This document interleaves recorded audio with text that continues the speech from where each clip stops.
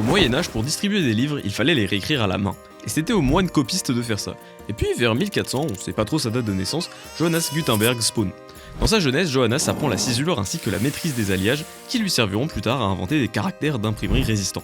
En 1448, Gutenberg continue ses recherches pour fabriquer une presse. Et 2 ans plus tard, il convainc le riche banquier Johann Fuss de lui prêter 800 florins, ce qui était énorme pour l'époque. Puis pendant 6 ans, Gutenberg perfectionne ses outils et fait des petits trucs comme des petits documents, des poèmes, un calendrier turc, et 1 an plus tard, l'imprimante de Gutenberg est prête. Et là, Gutenberg se dit quel livre je pourrais copier en masse, tiens Il décide de choisir un livre pas très connu écrit par un petit auteur, la Bible, soit le best-seller de l'époque, qui nommera la Bible B42 parce qu'il y avait 42 lignes par page. Et pour les moines copistes, il leur fallait 3 ans pour recopier une seule Bible. Et là, en 3 ans, Gutenberg en imprime 180 exemplaires. Mais malheureusement, c'est un gros flop commercial pour Gutenberg. Et Fust, qui avait investi un max de thunes dans le projet, n'est pas content. Et Gutenberg refuse de lui rembourser ses 800 florins, qui sont devenus 2500 florins, parce que le projet a mis plus de temps à se concrétiser. Et Fust, toujours pas content, l'attaque en justice et gagne. Gutenberg est viré de son atelier et essaye d'en refaire un, mais continue à flopper. Il meurt en 1468, mais son invention a grandement influencé la presse moderne